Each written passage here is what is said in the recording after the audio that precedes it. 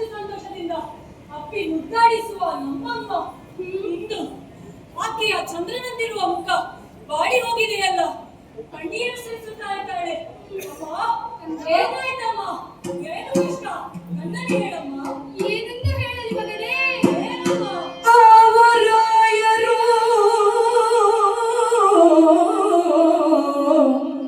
ನಾನರಿಯೇ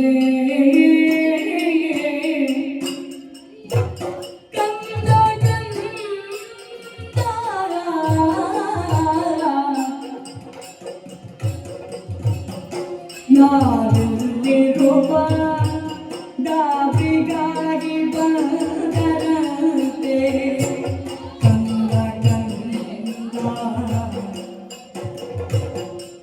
ಕೋವಿದ ಸ್ವತಂತ್ರರಂತೆ ಕಂದ ಕಂದ ತವನು ಟಿವಿಯಿಂದ ಕಟ್ಟಿದಂತೆ ಕಂದ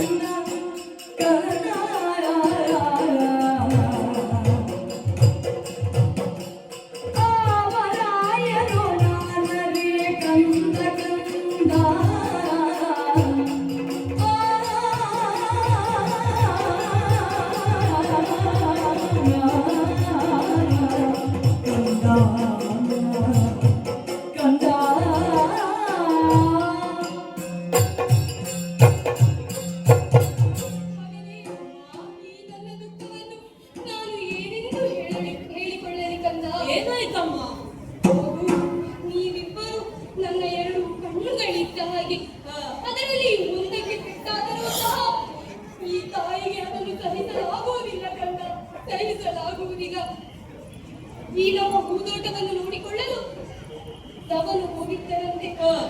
ಯಾವುದೋ ತುರಗವೊಂದು ಬಂದಿದ್ದಂತೆ ಆ ಹೂದೋಟವನ್ನು ಹಾಳು ಮಾಡಿದ್ದಂತೆ. ತುರಗದ ನೆಪದಲ್ಲಿ ಬಂದಂತಹ ರಾಜಕುಮಾರರು ನಿನ್ನ ತಮ್ಮನಾಗದವನನ್ನು ಕಟ್ಟಿಕೊಂಡು ಎಳೆದುಕೊಂಡು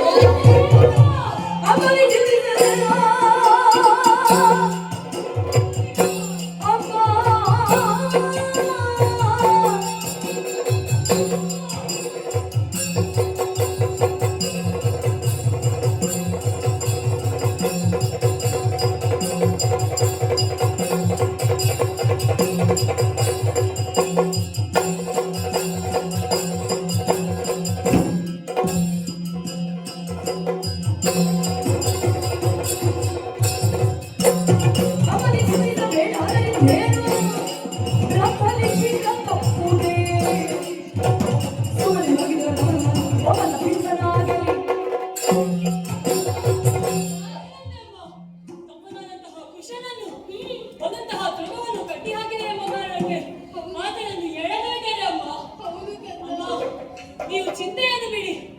ಆತನ ಹಣೆಯಲ್ಲಿ ಆತನನ್ನು ಎಳೆದುಕೊಂಡು ಹೋಗಬೇಕು, ಆತನಿಗೆ ಸೊಲಗಬೇಕು ಎನ್ನುವುದು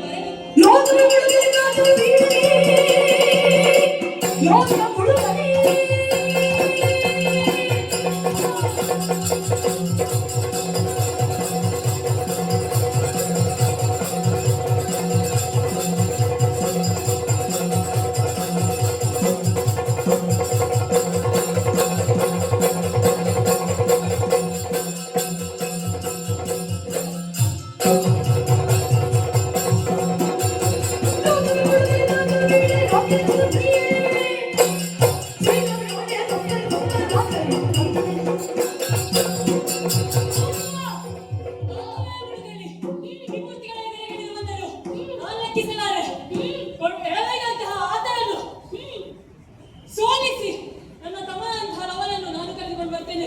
ಅಮ್ಮ ಆಶೀರ್ವದಿಸಿ.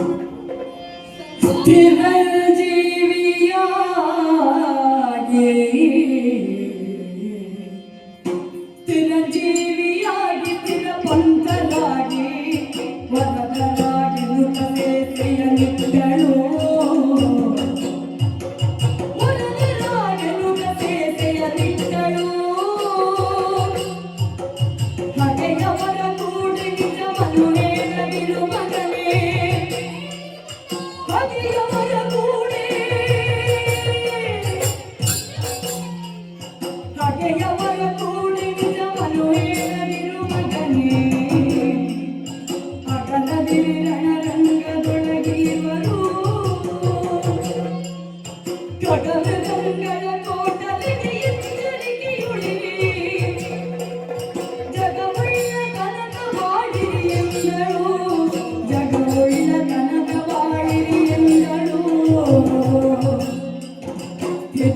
ಕಿವಿಯಾಡಿ ಸ್ಥಿರಪಂತರಾಗಿ ವರದರಾಗಿ ಮುಖ ಸೇಸೆಯ ನಿಕ್ಕಳು ಓ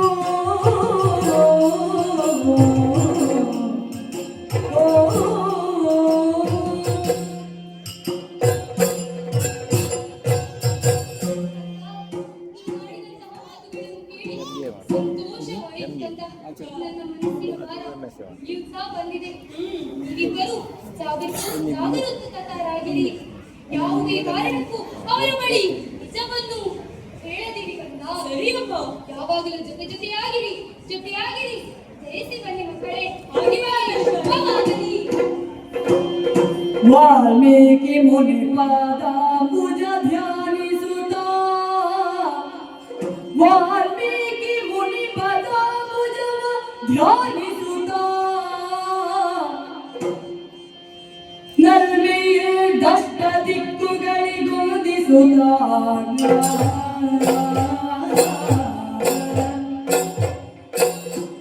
ಅಮ್ಮ ಜಾನಕಿ ಗೆರಗುತ್ತ ಕ್ಷಣವೇ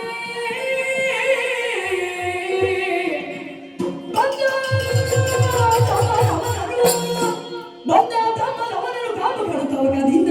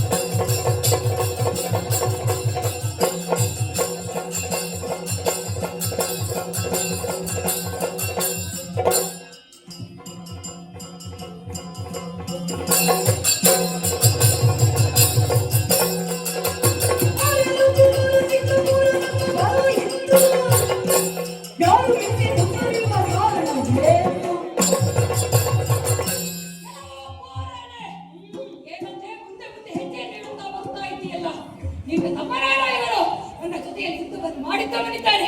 ಅಷ್ಟು ಮಾತ್ರ ತುರಕವನ್ನು ಕಟ್ಟಿ ಆದರೆ ಏನು ಮಾಡಿದೆ ನೀನು? ಒಳ್ಳೆಯ ಮಾತಿನಲ್ಲಿ ಹೇಳುತ್ತಾ ಇದ್ದೇನೆ. ಕಟ್ಟಿದ ತುರಕವನ್ನು ಬಿಟ್ಟರೆ ಮಾಡಿದ್ದು ತಪ್ಪಾಯಿತು. ಬಿಟ್ಟು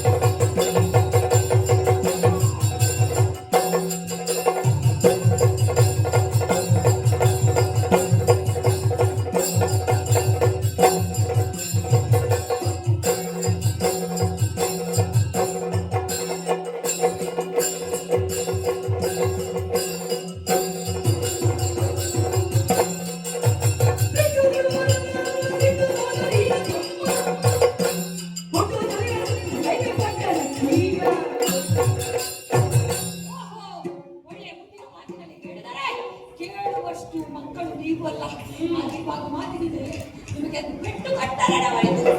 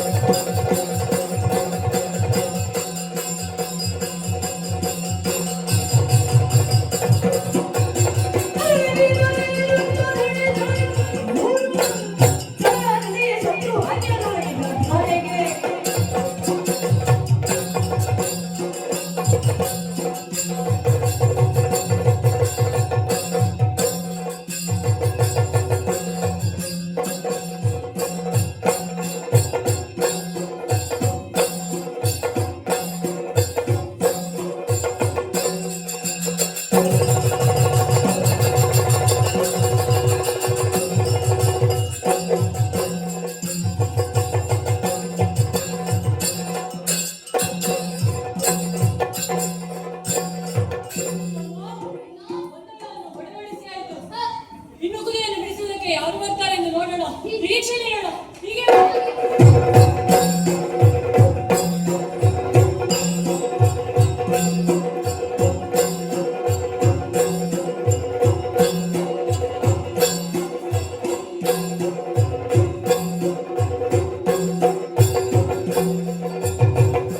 ಕೇಳಿ ಮೂರ್ಛಿತನಾದ ನಾಗ,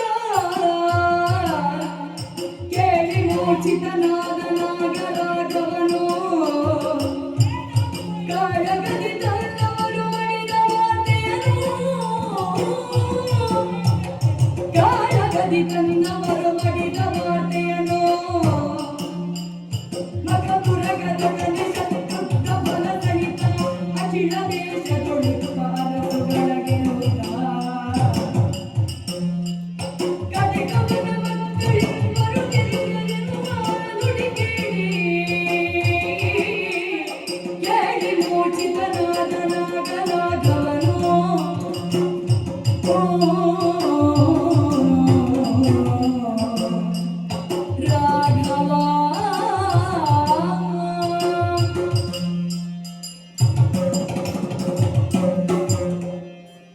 ಮೂರ್ಛಿತನಾಗದೆ ಇನ್ನೇನು ಮಾಡಬೇಕು?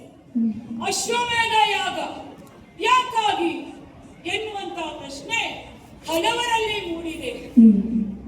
ವಧಾರ್ಯನಾದವನನ್ನು ಕೊಂದರೆ ದೋಷ ಬರುತ್ತದೆಯೇ? ಹೀಗೊಂದು ಪ್ರಶ್ನೆ ಹಲವರಲ್ಲಿ ಮೂಡಿದೆ, ಜಿಜ್ಞಾಸೆಯನ್ನು ಮೂಡಿದೆ. ಇನ್ನು ಕೆಲವರು ಆಡ್ತಾ ಇದ್ದಾರೆ, ಕೆಲವು ಋಷಿಮುನಿಗಳು ಆಡ್ತಾ ಇದ್ದಾರೆ, ರಾವಣನನ್ನು ಕೊಲ್ಲುವುದಕ್ಕಾಗಿಯೇ ರಾಮನ ಜನನವಾಗಿದೆ. ಇನ್ನು ಹಲವರಲ್ಲಿ ಪ್ರಶ್ನೆ ಮೂಡುವುದು ಮತ್ತೊಂದಲ್ಲ, ವಧಾರ್ಯನನ್ನೇ ಕೊಂದರೆ ಈ ರೀತಿಯಾಗಿ ಯಾಕೆ? ಉಂಟು, ಹೀಗೂ ಉಂಟು. ದುಷ್ಟನಾದರೂ ರಾವಣ ಬ್ರಾಹ್ಮಣನಾಗಿದ್ದಾನೆ. ಬ್ರಹ್ಮಹತ್ಯಾ ದೋಷ ಮಹಾಪಾಪ. ಆ ದೋಷ ಬಂದಿದೆ.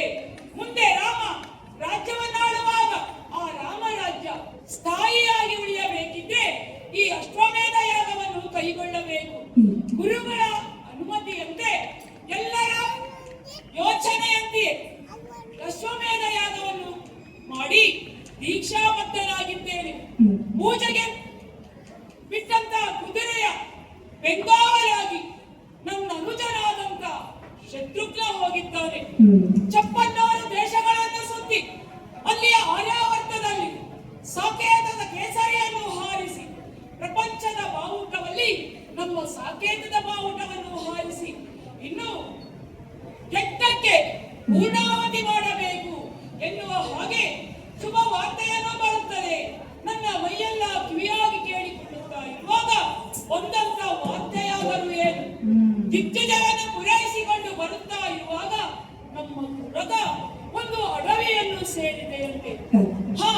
ಅಡವಿಯನ್ನು ಸೇರಿದ ಕುದುರೆಯನ್ನು ಹಿಂಬಾಲಿಸಿ ಹೋದಂತ ನನ್ನ ಅನುಜ ಶತ್ರುಘ್ನ ಕುದುರೆಯನ್ನು ಕಟ್ಟಿದ್ದು ಈರುವ ಬಾಲಕರಂತೆ. ಹೌದು, ಕುದುರೆಯ ಹಣೆಯಲ್ಲಿ ಬರೆದಿದೆ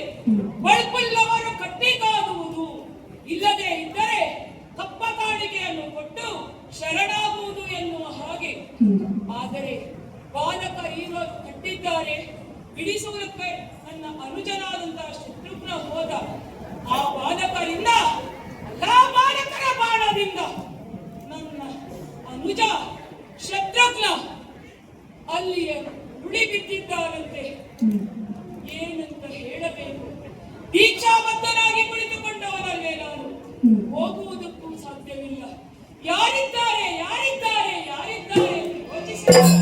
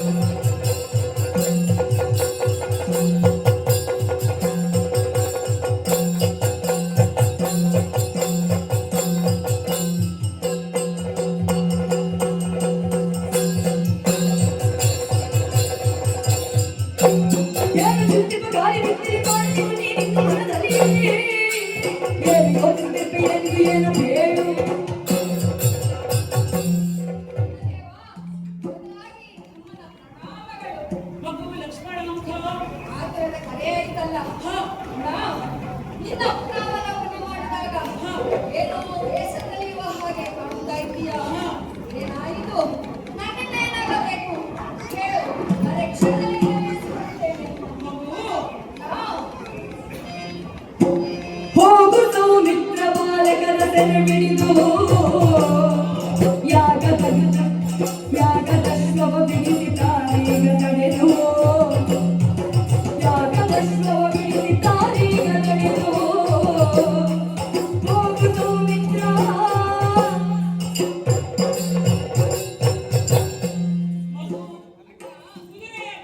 ಬೆಂಗಾವಲಾಗಿ ಹೋದಂತ ಶತ್ರುಘ್ನ ದಿಗ್ಗಜಗಳನ್ನು ಪೂರೈಸಿ ಇನ್ನೇನು ಬರಬೇಕು ಎನ್ನುವ ಹೊತ್ತಿನಲ್ಲಿ ನಮ್ಮ ತುರದ ಅಡವಿಯನ್ನು ಪ್ರವೇಶ ಮಾಡಿದ್ದಂತೆ ಅಲ್ಲಿ ಇವರು ಬಾಲಕರು ಆ ಕುದುರೆಯನ್ನು ಬಂಧಿಸಿದರಂತೆ. ತಮ್ಮ ಬಂಧಿಸಿದ್ದು ಮಾತ್ರವಲ್ಲ, ಕುದುರೆಯನ್ನು ಬಿಡಿ ಎನ್ನುವ ಹಾಗೆ ಬಗೆ ಬಗೆಯಾಗಿ ಕೇಳಿಕೊಂಡರು.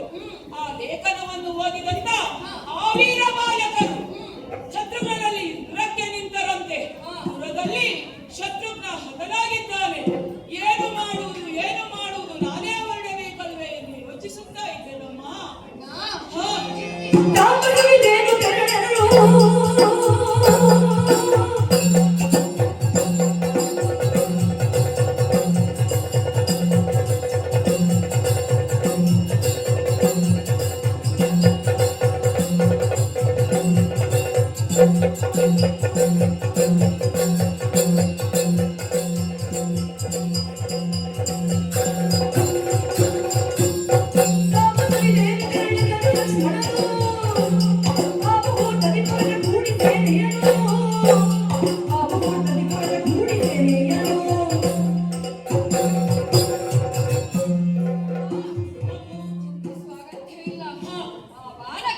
ಹೋರಾಟವನ್ನು ಮಾಡಿ ಆ ಅಶ್ವವನ್ನು ನಾನು ಕರೆದು ತರ್ತೇನೆ.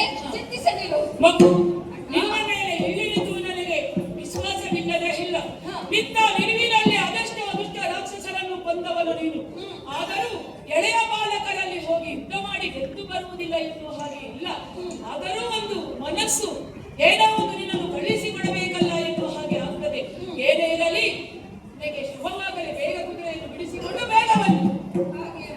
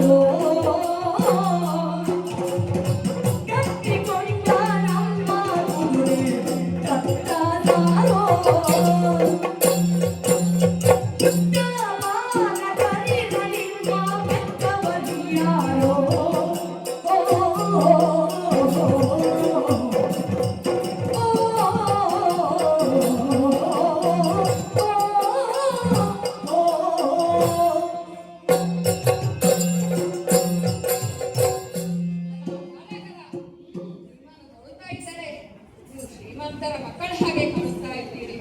ಕಟ್ಟುಗಳಲ್ಲ, ಈ ಕಾಡಿನಲ್ಲಿ ಅಶ್ವ ಯಾಕೆ ಬಂದಿದೆ ಎಂದು ತಿಳಿಯದೆ ಅದನ್ನು ಕಟ್ಟು ಹಾಕಿದ್ದೀರಾ? ನೀವು ಯಾರು? ನಿಮ್ಮ ಹೆಸರು ಯಾರು? ಎಲ್ಲ ಹೇಳಿ.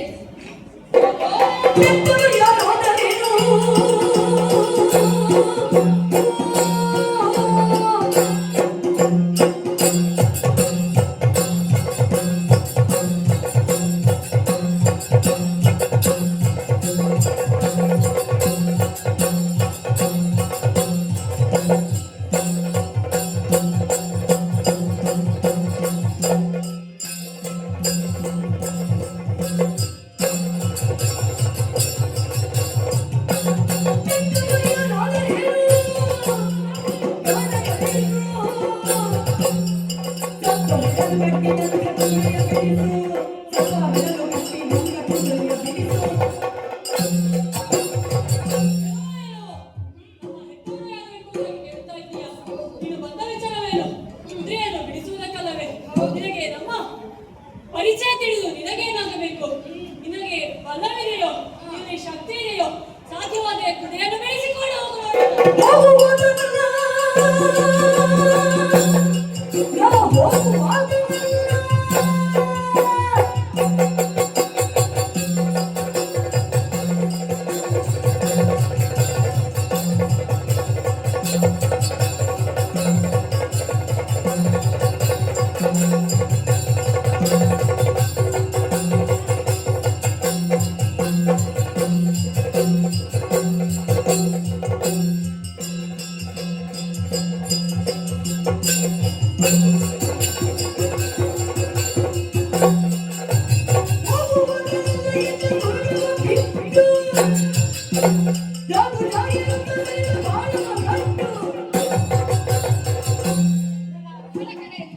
ಒಳ್ಳೆಯ ಮಾತಿನಲ್ಲಿ ಹೇಳುವುದು ಕೇಳುತ್ತಾ ಇಲ್ಲ.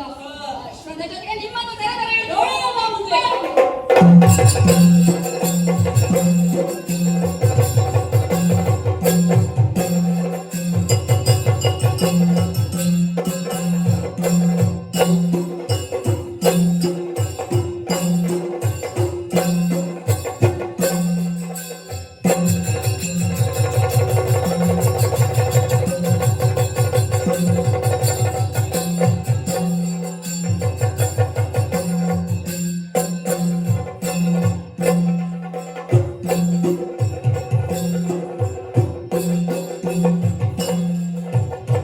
ಏನ ಬೇಡಲಿ ನಾನು ಈ ವಿಷಮ ಗತಿಯನ್ನು,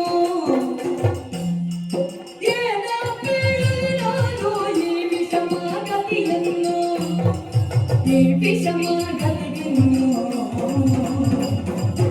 ಸೂನುಗಳಿಂದಲೇ ವಂಶಕ್ಕೆ, ಸೂನುಗಳಿಂದಲೇ ವಂಶಕ್ಕೆ ನ್ಯೂನ್ಯತೆ ಬರಸಲ್ಲ. ಏನ ಬೇಡಲಿ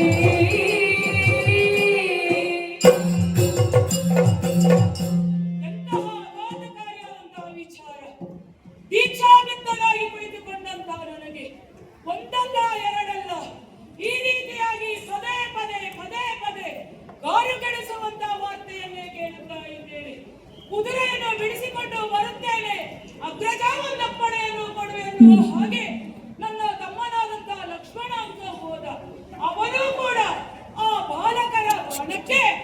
ಹೆಗ್ಗುಡಿ ಕರೆಗೆ ಉರುಳಿ ಬಿದ್ದರಂತೆ. ಏನು ಮಾಡುವುದು, ಏನು ಮಾಡುವುದು, ಯಾರಿದ್ದಾರೆ?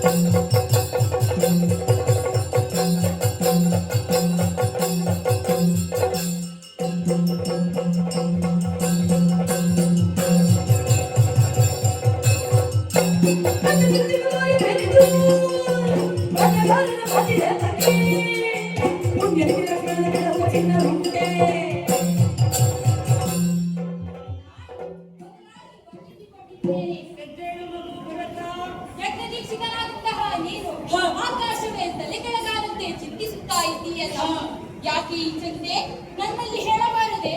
ಮಗು, ಈಗ ಆಗಿದಂತ ವಿಚಾರಗಳೆಲ್ಲವೂ ನೀನು ತಿಳಿದೇ ಇಲ್ಲಿವರೆಗಾಗಿ ಬಂದಿದ್ದೀಯ. ಹೌದಣ್ಣ. ಮಗು, ಕುದುರೆಯನ್ನು ಬಿಡಿಸಿಕೊಂಡು ಬರುವುದಕ್ಕೆ ಹೋದಂತ ಇವರು ಹೋಗಿದ್ದಾರೆ.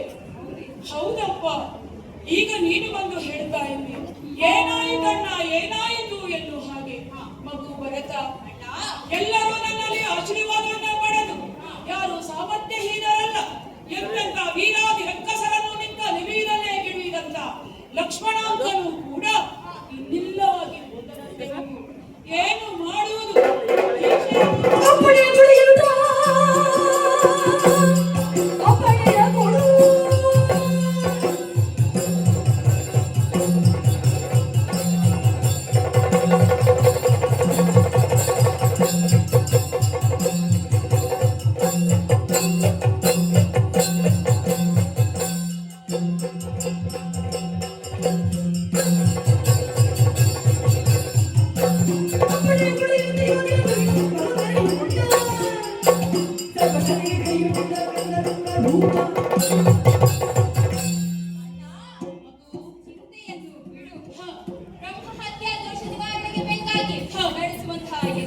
ಯಜ್ಞಾಶ್ವದ ದುರಗವನ್ನು ಆ ಚಿಕ್ಕ ಮಕ್ಕಳು ಕಟ್ಟಿ ಹಾಕಿದರೆ, ನಮ್ಮವರನ್ನೆಲ್ಲ ಧರೆಗುರುಳಿಸಿದರೆ, ಹೌದು ಮಗು, ಚಿಂತೆಯನ್ನು ಬಿಡು, ಆಶೀರ್ವದಿಸಿ ನನ್ನನ್ನು ಕಳುಹಿಸಿಕೊಟ್ಟೆ ಅಂತಾದರೆ ಇದರ ಮರ್ಮವನ್ನು ನಾನು ತಿಳಿದು ಬರುತ್ತೇನೆ. ಮಗು, ನಿನ್ನಲ್ಲಿ ಸಾಮರ್ಥ್ಯ ಇಲ್ಲ ಎನ್ನುವ ಹಾಗೆ ಹೇಳುವುದಲ್ಲ. ಅಂದು ನಾನು ವನವಾಸಕ್ಕೆ ಹೋದಾಗ 14 ವರ್ಷಗಳ ಕಾಲ ನನ್ನ ಬಾಧಿಕೆಯನ್ನೇ ಬಿಟ್ಟು ರಾಜ್ಯಭಾರವನ್ನು ಮಾಡಿದಂತ ಧೀಮಂತ ನೀನು. ಮಗು, ಈ ಕೆಲಸ ನಿನ್ನಲ್ಲಿ ಆಗುವುದಿಲ್ಲ ಎನ್ನುವ ಹಾಗೆ ಅಲ್ಲ. ಎಲ್ಲರನ್ನೂ ಕಳೆದುಕೊಂಡು ಈಗಾಗಲೇ ದುಃಖದ ಒಡವಿನಲ್ಲಿದ್ದೇನೆ. ನಿನ್ನನ್ನು ಕಳೆದುಕೊಳ್ಳಬೇಕಾ ಎನ್ನುವಂತ ಚಿಂತೆ ನನಗಾಗುತ್ತಾ ಇದೆ. ಹಾಗಾಗಿ ನಿನ್ನಲ್ಲಿ ನಾನು ಬೇಡ ಬೇಡ ಅಂತ ಹೇಳ್ತಾ ಇದ್ದೆ. ಆದ್ರೂ ಕೂಡ ಇಲ್ಲ ರಮಾ, ನಾನು ಹೋಗುತ್ತೇನೆ, ಬಿಡಿಸಿಕೊಂಡು ಬರುತ್ತೇನೆ. ಎಲ್ಲರೂ ನಿನ್ನ ಕಾರ್ಯದಲ್ಲಿ ಒಂದೊಂದು ಹೆಸರನ್ನು ಮಾಡಿದ್ದಾರೆ, ನನಗೂ ಒಂದು ಅವಕಾಶವನ್ನು ಕೊಡು ಎನ್ನುವ ಹಾಗೆ ಬೇಡಿಕೊಳ್ತಾ ಇದ್ದೀರಲ್ಲ. ಆದಿತ್ತು ಮಗನೇ, ಬೇಗ ಹೋಗಿ ಬಾ.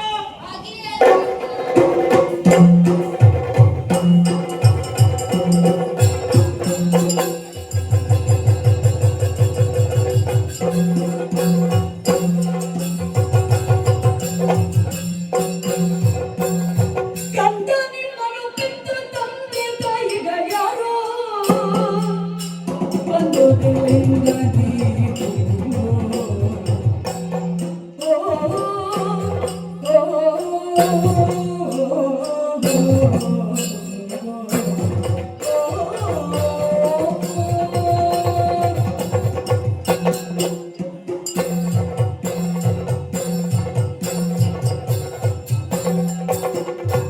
ಕಂದ ನಿಮ್ಮನ್ನು ಪೆತ್ತ ತಂದೆ ತಾಯಿಗಳು ಬಂದುದೆಲ್ಲಿಂದ ನೀವು ಇಂದು ನಮ್ಮಯ ಮಾಜಿ ಕಟ್ಟಿ ಇಂದು ನಮ್ಮಯ ಮಾಜಿ ಕಟ್ಟಿ ನಮ್ಮನು ಜನ ಕೊಂದ ಕಾರಣವಾದೆನು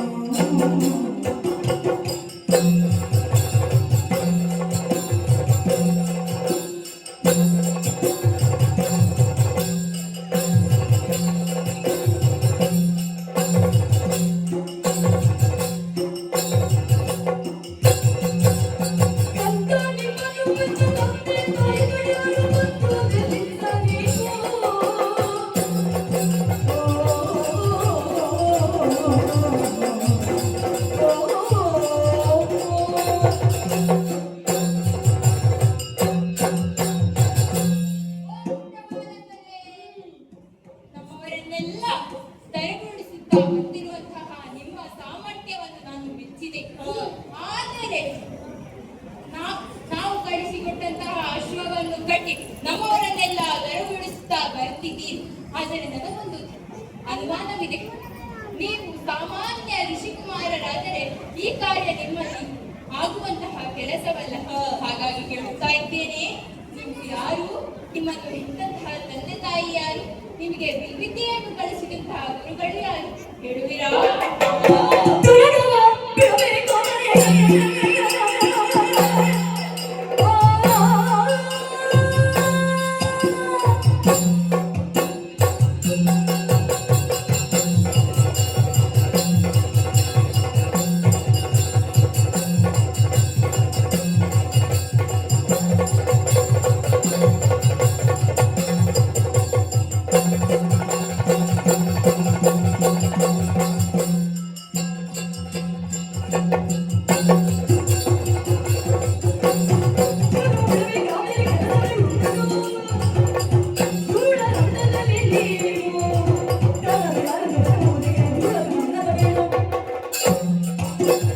ಅಯ್ಯೋ, ಈ ಹಿಂದೆ ಬಂದವರು ಕೇಳಿರುವಂತಹ ಪ್ರಶ್ನೆಗಳು ಇದುವೆ.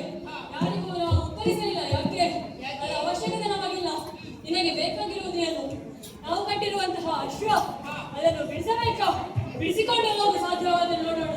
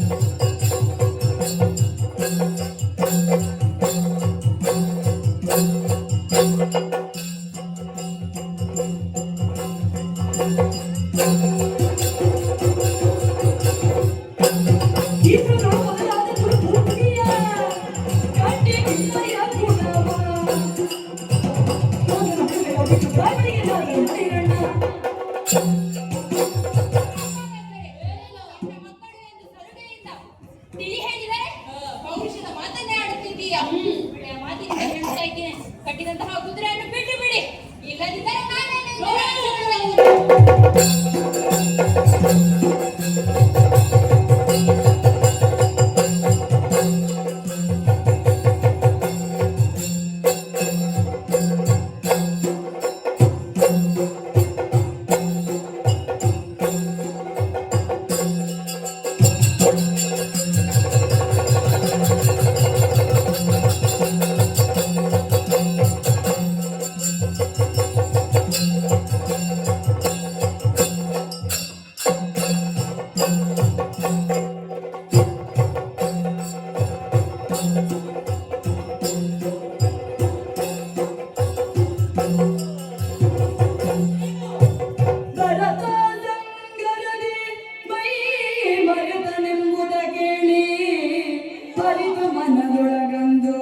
ದುರಿತಾಗ್ರಗೊಂಡು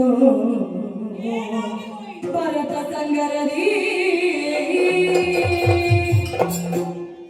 ಭರತನು ಕೂಡ ಆ ಮಕ್ಕಳಲ್ಲಿ ಯುದ್ಧ ಮಾಡಿ ಅವನು ಉರುಳಿ ಹೋದನಂತೆ. ಇನ್ನು ಯಾಕಾಗಿ ಯಜ್ಞ? ದೇಶವೇ ಹೊತ್ತಿ ಉರಿಯುತ್ತಾ ಇರುವಾಗ ನನಗೆ ಬೇಕೆ ಈ ಯಜ್ಞ? ಯಜ್ಞ ದೀಕ್ಷಿತರಾದವನು ದೇಶವನ್ನು ಕಾಯುವುದಕ್ಕೆ ಬೇಕಾಗಿ ಎಲ್ಲವನ್ನೂ ತೊರೆಯಬೇಕಂತೆ. ಹಾಗಾಗಿ ಯಜ್ಞವನ್ನು ತೊರೆದು ಆ ಬಾಲಕರನ್ನು ನೋಡುವುದಕ್ಕಾಗಿ ಮೂಲ ಸೇನೆಯನ್ನು ಅಡರಿಕೊಂಡು, ಇನ್ನು ನಮ್ಮ ಹಿರಿಯರಾದಂತಹ ಸೇನೆ ಜಾಂಬವರ, ಸುಗ್ರೀವರ, ಹನುಮಂತನ ಈ ಎಲ್ಲ ಮೂಲ ಸೇನೆಯನ್ನು ಅಡರಿಕೊಂಡು ರಥ, ಗಜ, ಆನೆ, ಪಡೆಗಳನ್ನು ಎತ್ತಿ ಹೊರಡ್ತೇನೆ.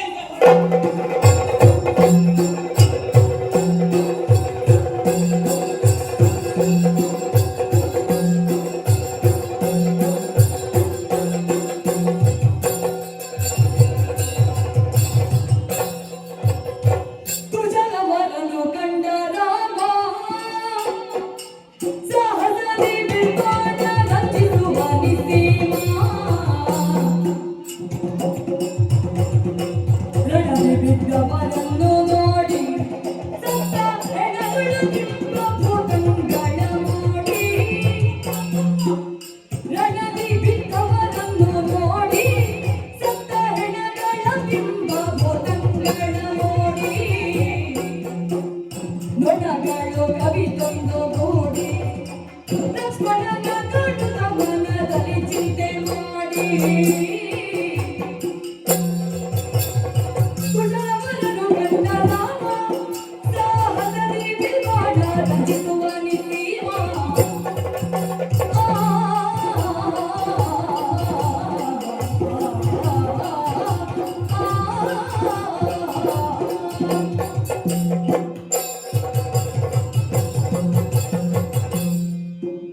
ಸಮತಾನದಿಯನ್ನು ಉತ್ತರಿಸಿ ಬಂದು ನಿಂತ ಸ್ಥಳವೇ ಈ ವನ ಪ್ರದೇಶ, ವಾಲ್ಮೀಕಿ ಋಷಿ ಆಶ್ರಮ. ಕಾಣುತ್ತಾ ಇದ್ದೇನೆ. ಋಷಿ ಆಶ್ರಮವಂತಾದರೆ ಹೋಮ, ಹವನ, ಯಜ್ಞ, ಮಂತ್ರಗಳು ಕೇಳಿಸುತ್ತಾ ಇರಬೇಕು. ಆದರೆ ಇಲ್ಲಿ ಮಡಿದವರ ಆರ್ಧನಾದವೇ ಕೇಳಿಸುತ್ತಾ ಇದೆ. ಹೋಮಗಳ ಹೊಗೆಯಾಡಬೇಕಿದ್ದರೆ ಮಡಿದವರ ರಕ್ತ ದೋಕುಳಿಯೇ ಹೋಗುತ್ತಾ ಇದೆ. ಅಪ್ಪ, ಈ ಮಕ್ಕಳನ್ನು ಕಾಣುತ್ತಾ ಇದ್ದೇನೆ. ಒಂದೆಡೆಯಲ್ಲಿ ನಮಗೇನು, ಯಾರು ಸತ್ತರೇನು, ಯಾರ ಮನೆ ಹಾಳಾದರೇನು, ನಮ್ಮ ಹೊಟ್ಟೆ ತುಂಬಿಸಿಕೊಳ್ಳಬೇಕು ಎನ್ನುವ ಹಾಗೆ ರಣಭೂತಂಗಳ ಅಟ್ಟಹಾಸ ಕೇಕೆ ಹಾಕಿ ಎಲೆಗಳ ಮೇಲೇರಿ ತಿನ್ನುವಂತ ಆ ಕ್ರೂರವಾದಂತಹ ದೃಶ್ಯ. ಅಪ್ಪ, ಯಾಕೆ ಹೀಗೆ? ಈ ರಾಮನ ಆಡಳಿತದಲ್ಲಿಯೂ ಕೂಡ ಈ ರೀತಿಯಾದಂತಹ ದೃಶ್ಯವನ್ನು ಕಾಣಬೇಕು. ಒಳಿತನ್ನೇ ಮಾಡಲು ಹೊರಟವನಲ್ಲೇ ನಾನು. ಒಳಿತು ಮಾಡಲು ಹೋದರೆ ಕೆಲವು ಕೆಡುಕುಗಳು ಉಂಟಾಗುತ್ತದೆ, ಫಲಿತಾಂಶ ಒಳ್ಳೆದೇ ಸಿಗುತ್ತದೆ. ಆದರೆ ಫಲಿತಾಂಶದ ಮಧ್ಯೆ ಆಗು ಹೋಗುಗಳನ್ನು ನಾನೇ ಅರಿಯಬೇಕಲ್ಲ. ಮುಂದೆ ಈ ರೀತಿಯಾಗಿ ಹೋಗಬಾರದು. ಈ ಹುಡುಗರಲ್ಲಿ ಇನ್ನೂ ಹೇಳಬೇಕು, ಸಾಕು ಸಾಕು ಸಾಕು ಎನ್ನುವ ಹಾಗೆ ಒಮ್ಮೆ ಹುಡುಗರನ್ನು ಮಾತನಾಡಿಸ್ತೇನೆ ನೋಡುವ.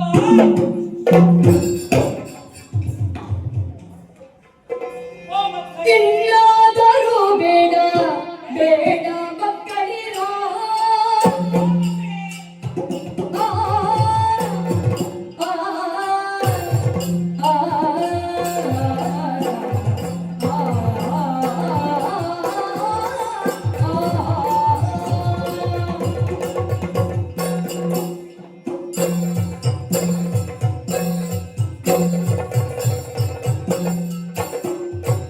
ಇನ್ನಾದರೂ ಬೇಡ ಬೇಡ ಮಕ್ಕಳಿರ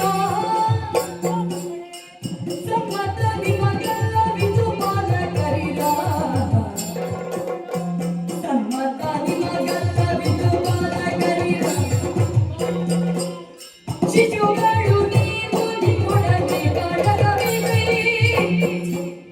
ಶಿಶುಗಳು ನೀವು ನಿಮ್ಮೊಡನೆ ಕಾಡಗವಿರಿ ವಶವಾದ ರಾಗಲಿನಾಗದಿದ್ದರೆ ನಿಮ್ಮ ಹೆಸರನ್ನು ತಂದೆ ತಾಯ ವಿದ್ಯೆಯ ಕಲಿಸಿದ ನಾವರಾಯ ವಿವಿಧರು ಋಷಿಯ ಶಾಸನೊಳಿಪು ದಿವ್ಯವನಾಯ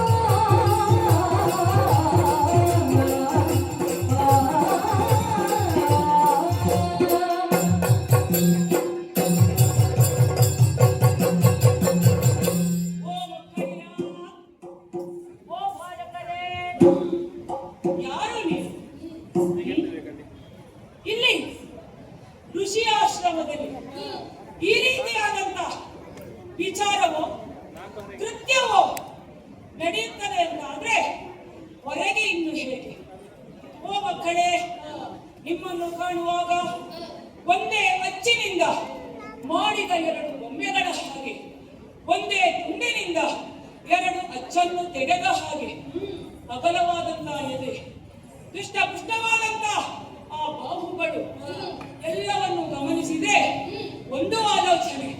ನೀವು ಕ್ಷತ್ರಿಯರಿರದೆ ಖಂಡಿತವಾಗಿಯೂ ಇಲ್ಲ. ಕ್ಷತ್ರಿಯರಾದರೆ ಸೀಸ ಕವಚವನ್ನು ಅಡರಿಕೊಳ್ಳುತ್ತೀರಿ. ನಿಮ್ಮ ದಿರಿಸನ್ನು ನೋಡುವಾಗ ಕಾಷಾಯ ವಸ್ತ್ರವನ್ನು ಧರಿಸುತ್ತೀರಿ. ಜಟಾವಂತನಾರಿಗಳಾಗಿದ್ದೀರಿ. ಇನ್ನು ಬ್ರಾಹ್ಮಣರ ಮಕ್ಕಳಾದರೆ ಪುಷ್ಪದ ಬುದ್ಧಿಯೋ ದರ್ಭೆಯನ್ನು ಕೈಯಲ್ಲಿ ಹಿಡಿದುಕೊಳ್ತಾರೆ. ಆದರೆ ಹುಲ್ಲು ಬಾಣುಗಳನ್ನು ಅಡರಿಕೊಂಡಿದ್ದೀರಿ. ದರ್ಪದಿಂದ ನೋಡುತ್ತಾ ಇದ್ದೀರಿ. ನಿಮ್ಮ ಕಣ್ಣುಗಳಲ್ಲಿ ಕಾಣುವಂತ ಕಾಂತಿ ಸೂರ್ಯ ಚಂದ್ರನೇ ಕರೆಗೆಳೆದು ಬಂದು ಈ ಕಾನನವೆಲ್ಲ ಬೆಳಕು ಕಾಣುತ್ತಾ ಇದೆ. ಯಾರು ಮಕ್ಕಳೇ? ನಿಮ್ಮನ್ನು ಆ ಪುಣ್ಯ ಗರ್ಭದಲ್ಲಿ ಹೆತ್ತಂತ ತಾಯಿ ಯಾರು? ನಿಮ್ಮ ಜನ್ಮಕ್ಕೆ ಕಾರಣರಾದ ಆ ತೀರ ಯಾರು? ಇನ್ನು ಇಷ್ಟು ಬಲಾಢ್ಯರನ್ನು ಸೋಲಿಸಿ ಕುದುರೆಯನ್ನು ಕಟ್ಟಿ ನಮಗೇನೂ ಆಗಲಿಲ್ಲ, ಇನ್ನೂ ಬರಲಿ, ನಾವು ನೋಡಿಕೊಳ್ಳುತ್ತೇವೆ ಎನ್ನುವ ಹಾಗೆ ಸೆಟಲು ಬೀಗುತ್ತಾ ಇದ್ದೀರಲ್ಲ. ಇಂಥ ವಿದ್ಯೆಯನ್ನು ಕಲಿಸಿಕೊಟ್ಟ ಗುರುಗಳಾರು ಯಾರು ನೀವು? ಯಾಕೆ ಹೀಗೆ ಮಾಡಿದ್ದೀರಿ? ಸಣ್ಣ ಮಕ್ಕಳು ನೀವು, ಮಕ್ಕಳಾಟ ಬೇಡ ಎಂಬ ಹೇಳ್ತಾ ಇದ್ದೀರಿ. ಹೇಗೆ? ಅಯ್ಯ ಮಕ್ಕಳು ನಾವು, ಮಕ್ಕಳು ನಾವು ನಿಮ್ಮೊಡನೆ ಕಾಳಗಕ್ಕೆ, ನಿಮ್ಮೊಡನೆ ಕಾಳಗಕ್ಕೆ, ಕಾಳಗಕ್ಕೆ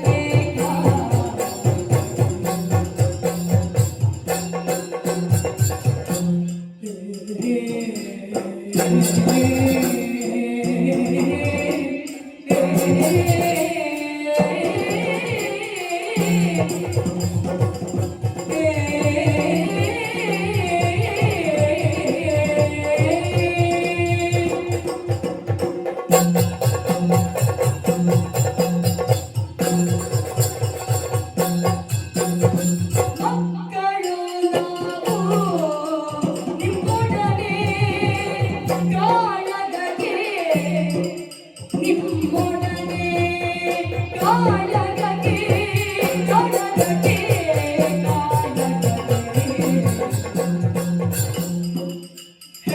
ಹೆಮ್ಮಕ್ಕಳಾದರೆ ನಮ್ಮ ನ್ಯಾಯದ ಬೆಸಗಂಬುದಗೆ, ಹೆಮ್ಮಕ್ಕಳಾದರೆ ನಮ್ಮ ನ್ಯಾಯದ ಬೆಸಗಂಬುದಗೆ, ನಮ್ಮೊಡನೆ ಗಂಡೇ, ನಮ್ಮೊಡನೆ ಗಂಡೇ.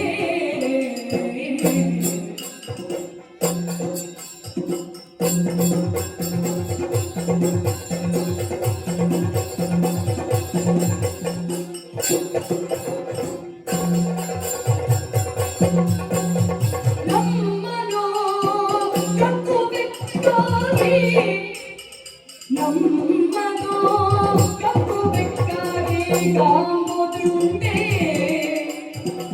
ಕ್ಷತ್ರಿಯರ ವಂಶಕ್ಕೆ ನೀತಿಯ ಕಾದನುಂಟೆ. ನಮ್ಮನ್ನು ಕಟ್ಟು ಬೆಕ್ಕಾಗಿ ಕಾಂಬುದುಂಟೆ, ಕ್ಷತ್ರಿಯರ ವಂಶಕ್ಕೆ ನೀತಿಯ ಕಾದನು ಮನದುಂಟೆ. ಮಕ್ಕಳು ನಾವು ನಿಮ್ಮೊಡನೆ ಕಾಳಗಕ್ಕೆ, ಹೆಮ್ಮಕ್ಕಳಂದರೆ ನಮ್ಮ ನ್ಯಾಯವನ್ನು ಬೆಸಗುವುದಕ್ಕೆ.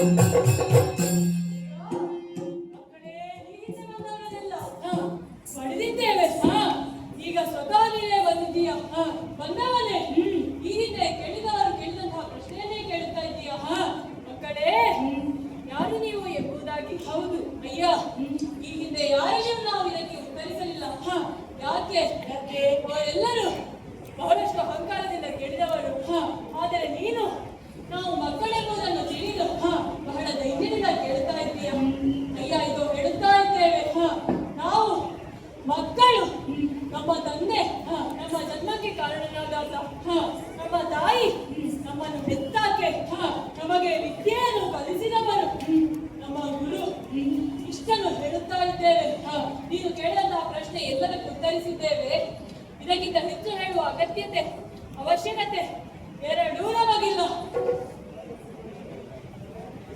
ನೀನು ಬಿಟ್ಟಂತಹ ಕುದುರೆಯನ್ನು ಕಟ್ಟಿ ಹಾಕಿದ್ದೇವೆ. ನಿನಗೆ ಬೇಕಾಗುವುದು ಕುದುರೆ, ಅದು ಬೇಕಾ? ನಮ್ಮೊಂದಿಗೆ ಕಾಡಾಕಾಡಿ ಯುದ್ಧವನ್ನು ಮಾಡು, ಗೆದ್ದು ಅದನ್ನು ಬಿಡಿಸಿಕೊಂಡು ಹೋಗು. ಇಲ್ಲವಾದರೆ ಈ ಹಿಂದೆ ಬಂದವರಂತೆ ನಿನಗೂ ಸೋಲಾದಿದ್ದು ಎಚ್ಚರ. ವೀರರಾಮ ವೀರರಾಮ ರಣದಿ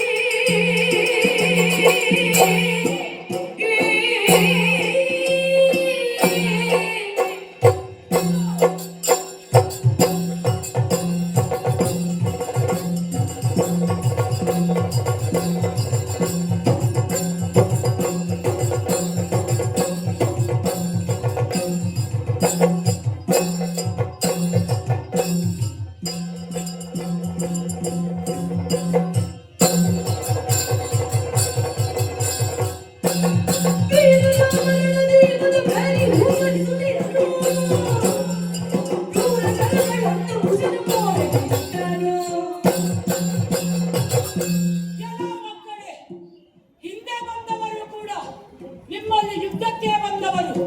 ನಮ್ಮ ಕುದುರೆಯನ್ನು ಬಿಡಿಸಿಕೊಂಡು ಹೋಗಿ ಕಟ್ಟಿದ್ದೀರಿ. ಬಿಡಿಸಿಕೊಳ್ಳುವುದಕ್ಕಾಗಿ ನನ್ನ ತಮ್ಮನಾದಂತ ಶತ್ರುಘ್ನನು, ಲಕ್ಷ್ಮಣನು, ಅಲ್ಲ ನನ್ನ ಪ್ರಿಯತಮನಾದಂತ ಭರತನು, ಅವರು ಮೂವರು ಬಂದಿದ್ದಾರೆ. ಮೂವರು ಬಂದ ಉದ್ದೇಶವನ್ನು ಈಡೇರಿಸಿದ್ದಾರೆ. ಆದರೆ ನಿಮ್ಮನ್ನು ಕಾಣುವಾಗ ನನ್ನಲ್ಲಿ ಒಳಗೇನೋ ಒಂದು ಸೆಳೆತ ಕಂಡಿತು ಮಕ್ಕಳೇ.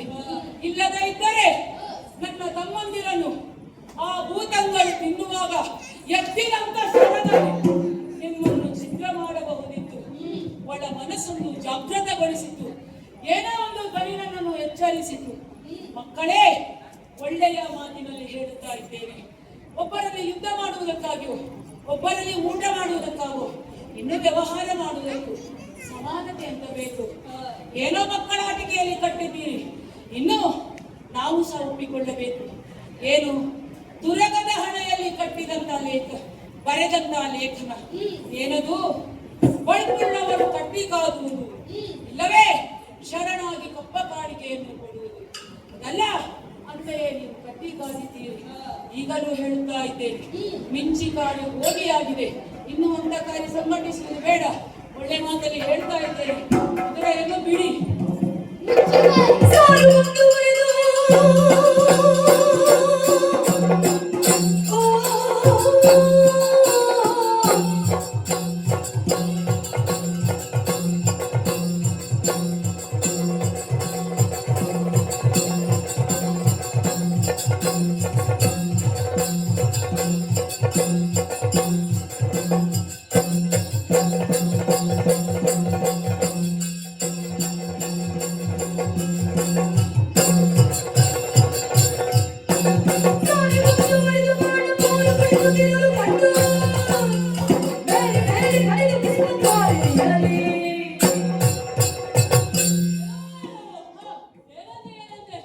ಒಳ್ಳೆಯ ಮಾತನ್ನು ಹೇಳುತ್ತೇನೆ.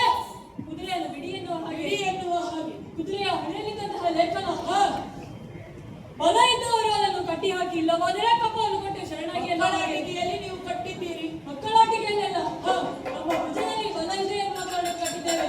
ಇದಕ್ಕೆ ಬಲ ಇದೆಯಾ?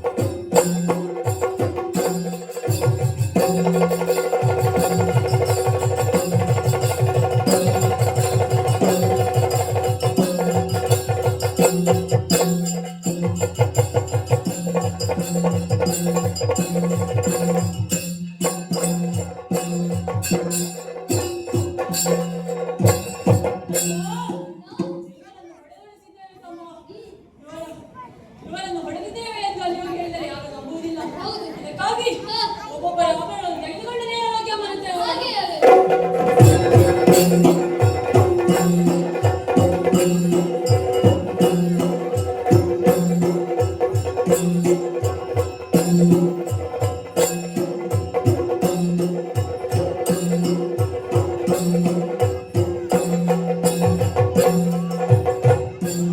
ಮಂಗಳ ಮಹಿಮಾನ ಮನ ಕಂಠದರವನ್ನು ನೋಡೆಯಮ್ಮ ರಣರಂಗದಿ ಬಿದ್ದ ಲಕ್ಷ್ಮಣನ ಕುಟುಂಬವನ್ನು ನೋಡೆಯಮ್ಮ ಕಂಗೊಳಿಸುವ ಭರತನ ಕೈಯ ಕಡಗವ ನೋಡೆಯಮ್ಮ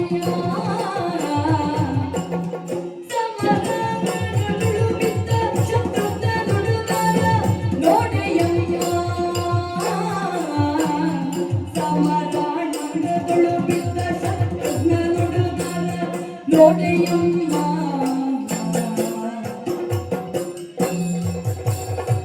ಮಂಗಳ ಮಹಿಮಾ ರಾಮನ ಕಂಠದರವನ್ನು ನೋಡೆಯಮ್ಮ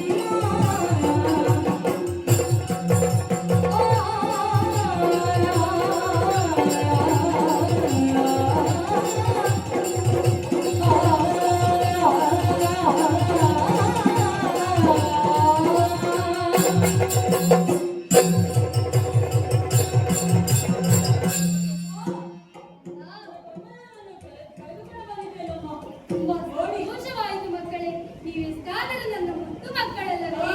ಕಂದ, ಇದೇನಿದು? ಇವರನ್ನು ಎಳೆದುಕೊಂಡು ಹೋಗುತ್ತಿದ್ದ ಶತ್ರುಘ್ನ ಆತನ ಉಡುಗೊರೆಯನ್ನು ತಂದಿದ್ದೇನಮ್ಮ. ನೋಡು, ನೋಡು, ಮತ್ತೆ ಬಂದವನೇ ಲಕ್ಷ್ಮಣ, ಆತನ ಕುಟುಂಬವನ್ನು ತಂದಿದ್ದೇನೆ ನೋಡು.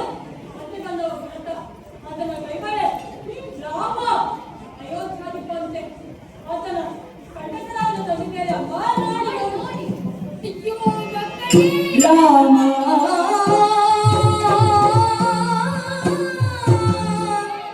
ಮಗನೇ ನೀನಿಂತು ಮಾಡ್ಪರೆ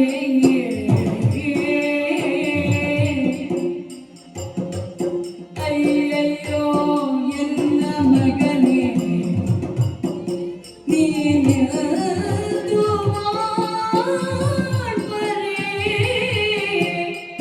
ಮಗನೇ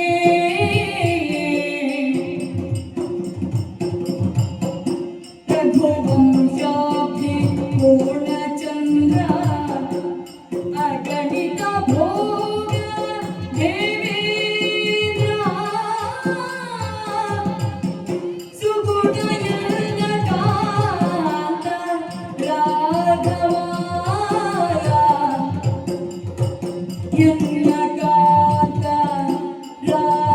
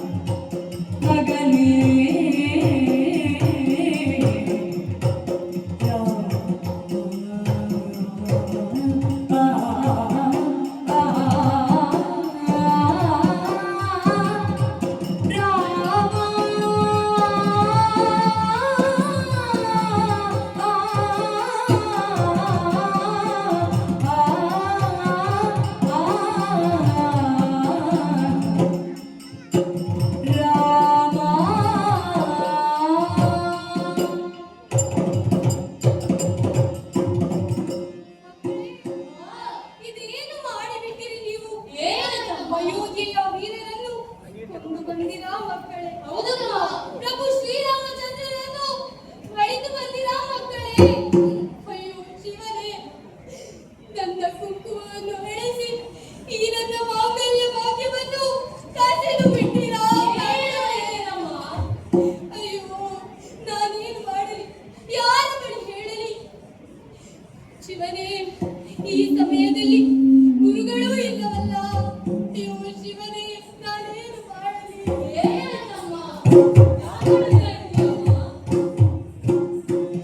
ಸೀತೆ ಮಕ್ಕಳಿಗೆಂದು ಮಾತ ಕೇಳುತ್ತಾಯ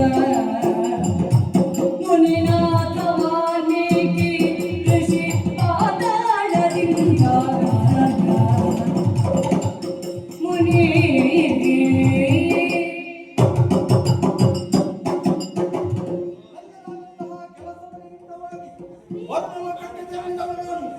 ಈ ಸಂದರ್ಭದಲ್ಲಿ ಪುನರುತ್ಥಾನವಾಗುತ್ತದೆ.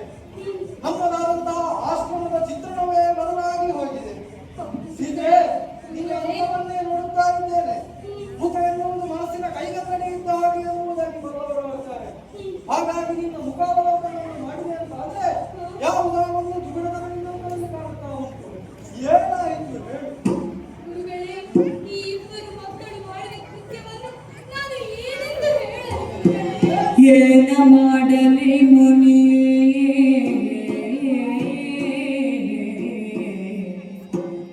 ಏನ ಮಾಡಲಿ ಮುನಿಯೇ ತಿಳಿಯದೆ ಎಲ್ಲ ಸೋನುಗಳಿಂದಲೇ ಮೌನ ಬಂದೊದಗಿತು ಇನ್ನ ಸೋನುಗಳಿಂದಲೇ ಮೌನ ಬಂದೊದಗಿತು ವನದೊಳಗಿರಲು ನಗನು ನೊಯ್ಯಲು ಕೂಡೆ ವನದಾತ್ರಗಳು ಆ ಕ್ಷಣದಲ್ಲಿ ಧಿಂಕನೆ ಏನ ಮಾಡಲಿ ಮುನಿಯೇ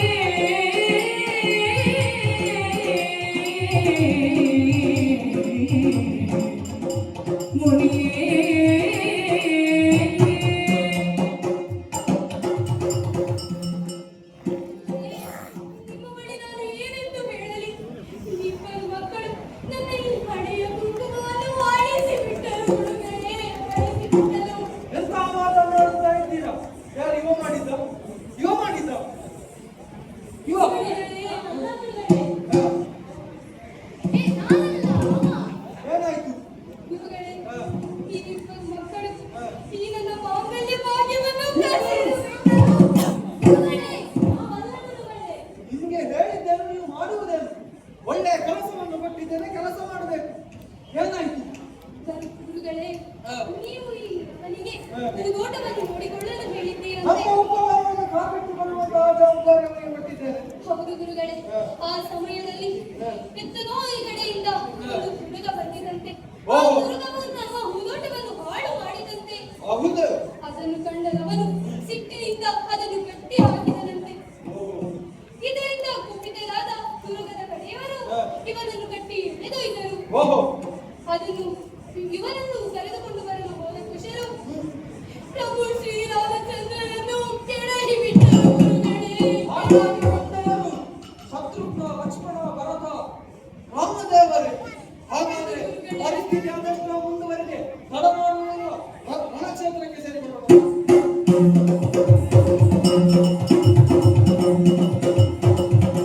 ರಣದೊಳಗೆ ಸಾಲಾಗಿ ಮಲಗಿದ ಹೆಣಗಳನ್ನು ರಣದೊಳಗೆ ಸಾಲಾಗಿ ಮಲಗಿಯ ಹೆಣಗಳನ್ನು ಕಾಣುತ್ತ ಮುನಿಪತಿ ಮನಸ್ಸಿನಲ್ಲಿ ನೆನೆಸಿದನು ನಾರಾಯಣನ ಪದವ ಪೀಠಿಸಿದ ಭೂಪಾಲ ಸೇನೆಯ ಪೂಜಿಸಿದನು ಕಮಂಡಲನು ರಾಕ್ಷಸಾಂತಕ ನಿಂತಿದ ಮುನಿಪನ ವೃಕ್ಷದಂತೆ ರಣದೊಳಗೆ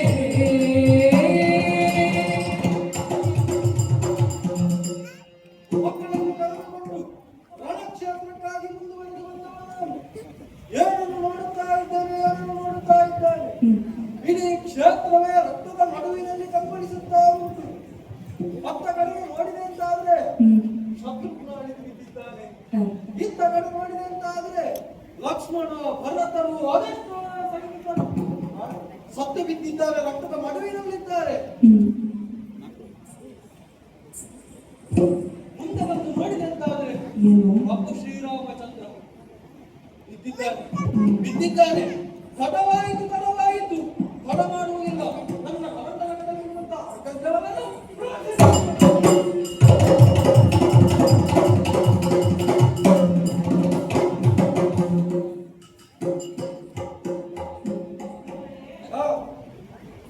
ನೀವು ಖಂಡನದಿಂದ ತೀರ್ಥವನ್ನು ರಕ್ಷಣೆ ಮಾಡಿದ್ದಾರೆ. ಉಳಿದವರೆಲ್ಲ ಎದ್ದಿದ್ದಾರೆ. ಮತ್ತೊಮ್ಮೆ ನಿಮಗೆ ನಮಸ್ಕರಿಸುತ್ತೇನೆ ವಾಲ್ಮೀಕಿ ಮಹರ್ಷಿಗಳೇ. ಏನೋ ಒಂದು ಘಟನೆ ನಡೆದು ಹೋಯಿತು, ಪ್ರಮಾದವ ಎನ್ನುವ ಹಾಗೆ ಆಗಿ ಹೋಗಿದೆ. ಆದರೂ ನನಗೊಂದು ಜಿಜ್ಞಾಸೆ ಕಾಡುತ್ತಾ ಇದೆ. ಈ ಬಾಲಕರು ಯಾರು? ಈ ಬಾಲಕರು ಬೇರೆ ಯಾರು? ನನ್ನ ಗರಡಿಯಲ್ಲೇ ತೊಡಗಿದವರು. ಈಗ ಈ ಮಕ್ಕಳ ವಿಷಯ ಹೇಳಬೇಕಂತಿದ್ರೆ ಅದೆಷ್ಟು ದೊಡ್ಡ ದೊಡ್ಡ ಕಥೆಗಳಿದೆ. ಈ ಮಕ್ಕಳು ಬೇರೆ ಯಾರು? ಈಗ ಒಂದು ವಿಷಯ ಕೇಳಿದೆ ನಿನ್ನಲ್ಲಿ. ಈಗ ಅಪ್ಪನಾದವನು ಕೀರ್ತಿವಂತನಾಗುವುದು ಯಾವಾಗ? ಅವನ ಮಕ್ಕಳು ಅವನಿಗಿಂತ ಹೆಚ್ಚಿನದಾದಂತಹ ಸಾಹಸವನ್ನು ಮಾಡಿದಾಗ, ಅವನ ಹೆಚ್ಚಿನ ಕೀರ್ತಿಯನ್ನು ತಂದುಕೊಟ್ಟಾಗ, ಈಗ ಕಲಿಸಿದಂತಹ ವಿದ್ಯೆ ಪತ್ಯವಾಗುವುದು ಯಾವಾಗ? ಶಿಷ್ಯ ಗುರುವನ್ನು ಮೀರಿಸಿದ ಮೇಲೆ. ಹಾಗಾಗಿ ಈಗ ಇರುವರು ಮಕ್ಕಳು ಒಬ್ಬರನ್ನು ಗೆದ್ದಿದ್ದಾರೆ ಅಂತ ಹೇಳಿದ್ರೆ ಈಗ ಒಂದು ಮಾತನ್ನು ಹೇಳ್ತೇನೆ. ಈ ಇರುವರು ಮಕ್ಕಳು ಸೀತೆಗೆ ಮಕ್ಕಳಾದ ನಿನಗೇನಾಗಬೇಕು? ಹೇಳ್ತಾ ಇದ್ದೀರಿ, ಅಪ್ಪ ಕೀರ್ತಿವಂತನಾಗಬೇಕಾದ್ರೆ ಮಕ್ಕಳೇನಾಗಬೇಕು? ಅಪ್ಪ ಗುಡಿ ಕಟ್ಟಿದರೆ ಮಗ ಗೋಪುರ ಕಟ್ಟುತ್ತಾನೆ ಎನ್ನುವಂತಹ ನಾಣ್ಣುಡಿಯೂ ಇದೆ. ಕಲಿಸಿದ ಅಪ್ಪನ ಯೋಗ್ಯತೆಗೆ ಒಂದು ಕಿರೀಟಕ್ಕೆ ಹೌದು, ಗುರುಗಳೂ ಕೂಡ ಅತ್ಯಂತ ಶ್ರೇಷ್ಠರಾದವರು. ಆ ಮಕ್ಕಳಿಗೆ ವಿದ್ಯೆಯನ್ನು ಕೊಟ್ಟರೆ ಇಂಥ ಮಕ್ಕಳು ಪ್ರಪಂಚದಲ್ಲಿ ಉದ್ಭವಿಸುತ್ತಾರೆ. ಹಾಗಾಗಿ ಆ ಮಕ್ಕಳನ್ನು ಪಡೆದವಳು ಸೀತೆಯ ಮಕ್ಕಳೇ ಇವರು. ಇವರ ಹೆಸರು ಅವ ಕುಶ, ಲವಕುಶರೆನ್ನುವ ಹಾಗೆ. ಮಕ್ಕಳೇ ಹೀಗೆ ಬನ್ನಿ. ಇವರು ಬೆಂಗಳೂರಲ್ಲಿ ಮೊದಲಾದ ಕಾರಣವಿದೆ. ಹನ್ನೊಂದು ದಿನ ಲಕ್ಷ್ಮಣನೊಂದಿಗೆ ಬಂದಂತಹ ಸೀತಾಮಾತೆಯನ್ನು ಬಿಟ್ಟದ್ದೆಲ್ಲಿ ಗೊತ್ತಿದೆ? ಗಂಗಾ ನದಿಯ ತಟದಲ್ಲಿ ಬಿಟ್ಟವರು. ಆ ಸಂದರ್ಭದಲ್ಲಿ ಒಬ್ಬಳಾಕೆ ಹೆಣ್ಣಿನ ಗೋಳನ್ನು ನನ್ನ ಕಿವಿಗೆ ಕೇಳಿಸಿತು. ಅಲ್ಲಿಗೆ ಹೋದೆ. ಆ ಸೀತೆಯನ್ನು ನನ್ನ ಆಶ್ರಮಕ್ಕೆ ಕರೆದುಕೊಂಡು ಬಂದೆ. ತದನಂತರ ಜೋಡಿ ಶಿಶುಗಳು ಜನನವಾಯಿತು. ಅವರಿಗೆ ಲವಕುಶನೆಂಬುದಾಗಿ ಹೆಸರನ್ನಿದ್ದೆ.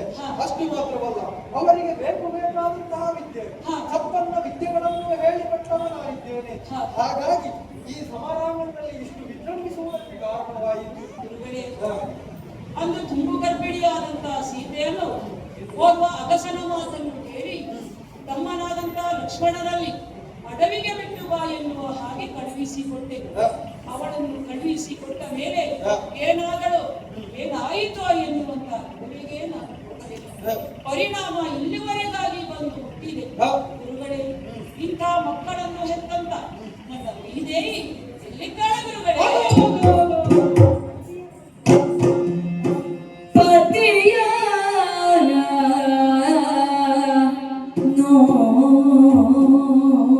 ನೋಡಿದಳು ಸೀತೆ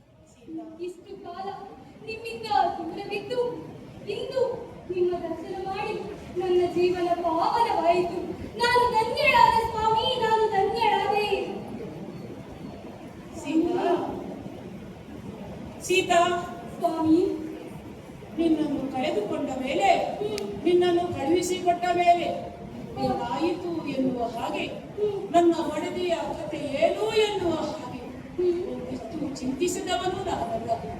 ಆದರೂ ಕೂಡ ಪತಿವ್ರತೆಯಾದವಳು ಯಾವ ರೀತಿ ಇರ್ತಾಳೆ ಎನ್ನುವುದಕ್ಕೆ ನಿನ್ನನ್ನು ನೋಡಿಯೇ ಪ್ರಪಂಚವು ತಳ್ಳಬೇಕು. ಸೀತಾ, ಸೀತಾ, ಈವರು ಗಂಧಮ್ಮಗಳಿಗೆ ಜನ್ಮವನ್ನು ಇಟ್ಟು ಗುರುಗಳ ಆಶ್ರಮದಲ್ಲಿ ಇಷ್ಟು ದೊಡ್ಡದಾಗಿ ಮಾಡಿದೆ.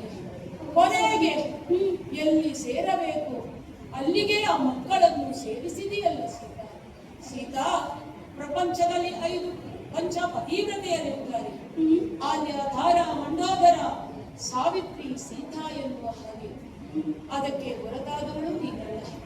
ಆದರೆ ಈಗ ಪ್ರಪಂಚದಲ್ಲಿ ಈ ರೀತಿಯಾದಂತಹ ಬಾಳ್ವೆ ಯಾರು ನಡೆಸುತ್ತಾರೆ? ಈ ಕಥೆಯಿಂದ ನಿನಗೆ ಮಾದರಿಯೂ ಆಗಬೇಕು ಸೀತಾ. ಆದರೆ ಸೀತಾ, ನೀನು ಸಿಕ್ಕಿದೆ ಎನ್ನುವ ಕಾರಣಕ್ಕಾಗಿ ನನ್ನ ಸಂಸಾರ ಒಂದಾಯಿತೆನ್ನುವ ಕಾರಣಕ್ಕಾಗಿ ನಾನು ಮಾಡಿದಂತಹ ಯಜ್ಞ ಅರ್ಧಕ್ಕೆ ನಿಲ್ಲಬಾರದಲ್ಲ. ಆ ಯಜ್ಞವು ಪೂರ್ಣಗೊಳ್ಳಬೇಕು. ಹಾಗಾಗಿ ಕಟ್ಟಿದಂತಹ ಕುದುರೆಯನ್ನು ಬೀಳಿಸಿಕೊಂಡು ಯಜ್ಞಕ್ಕೆ ಪೂರ್ಣಾವತಿಯನ್ನು ನಾವು ಮಾಡಬೇಕು. ಹಾಗಾಗಿ ಇಷ್ಟು ಕಾಲವೇ ಇಲ್ಲಿ ಕಳೆದಿದ್ದೀರಂತೆ. ಗುರುಗಳ ಅನುಮತಿಯೊಂದಿಗೆ ಇನ್ನಷ್ಟು ದಿನ ಇಲ್ಲೇ ಇದ್ದು ಪೂರ್ಣಾವತಿಯನ್ನು ಮಾಡಿ ಕುಟುಂಬ ಸಮೇತರಾಗಿ ಸಾಕೇತವನ್ನು ಸೇರೋಣ.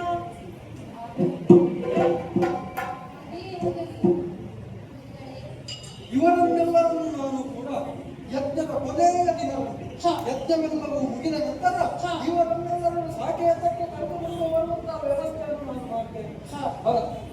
ಹಾಗಿದ್ದರೆ ನಾನು ತೆರಳಲೇ ಎಂಬಲ್ಲಿಗೆ ಈ ಕಥೆ ಇಲ್ಲಿಗೆ ನಾವು ಮಂಗಳವನ್ನು ಹಾಡುತ್ತಾ ಇದ್ದೇವೆ.